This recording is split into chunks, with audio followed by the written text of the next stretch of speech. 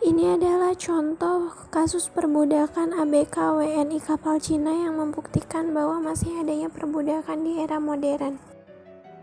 Dan ini adalah penindasan etnis Rohingya Myanmar. Assalamualaikum warahmatullahi wabarakatuh. Saya Anissa Ajeng Kartini, saya mahasiswi Istika Cirebon, Prodi D3 Keperawatan Reguler A. Di sini aku mau ngejelasin sama kalian semua, atau aku mau ngasih informasi sama kalian semua mengenai pelanggaran hak asasi manusia. Jadi seperti yang kita tahu dan seperti yang kita lihat ya, tanpa kita sadari di sekeliling kita itu banyak terjadi pelanggaran hak asasi manusia. Nah, contohnya ada contoh yang di Indonesia dan ada juga contoh yang di luar negeri. Nah, kalau misalkan contoh di Indonesia itu kasus ABK WNI kapal Cina yang dibuang ke laut. Kalau misalkan salah satunya kasus pelanggaran HAM yang terjadi di luar negeri itu contohnya kekerasan etnis Rohingya Myanmar. Jadi menurut aku jelas itu suatu pelanggaran HAM. Kenapa? Karena setiap manusia itu punya hak gitu, punya hak atas dirinya, punya hak yang melekat di dalam dirinya, yang kita sebagai manusia juga harus menghargai hak tersebut gitu, karena hak itu melekat dan ya menurut prinsipnya hak itu nggak bisa dicabut gitu, karena itu emang udah melekat di dalam diri manusia. Jadi jelas itu adalah suatu pelanggaran hak asasi manusia. Nah, kalau misalkan kita lihat pelanggaran hak asasi manusia di sekeliling kita apa sih? Salah satunya aja contohnya bullying ya.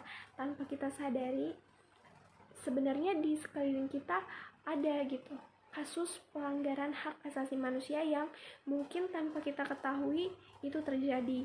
Jadi kenapa sih pelanggaran hak asasi manusia masih terjadi? Menurut aku, kenapa itu bisa terjadi? Karena kurangnya kesadaran hak asasi manusia dan sikap yang egois. Nah, kemudian apa yang kita lakukan, apa yang harus kita lakukan supaya nggak terjadi lagi pelanggaran hak asasi manusia? Jadi yang kita lakuin itu adalah menghargai hak-hak yang dimiliki orang lain.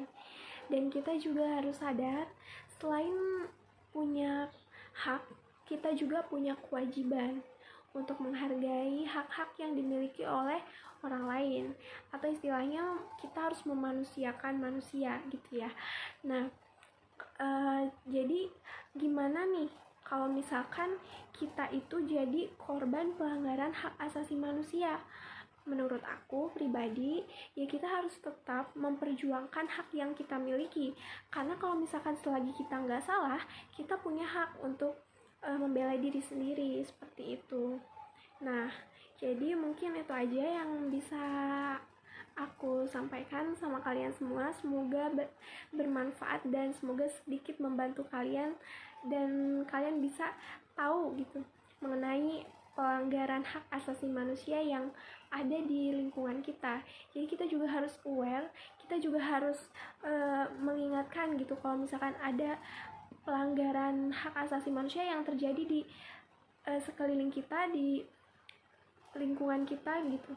Kita juga harus bisa menyadarkan si pelakunya supaya menyadarkan dia untuk menghargai hak-hak yang dimiliki orang lain, supaya nggak bertindak semena-mena dan juga nggak egois gitu. Jadi kita bisa saling menghargai, menghormati, dan kita bisa saling menjaga toleransi gitu. Makasih ya untuk perhatiannya. Mohon maaf kalau misalkan ada salah-salah. Wabillahi taufiq wal hidayah. Wassalamualaikum warahmatullahi wabarakatuh.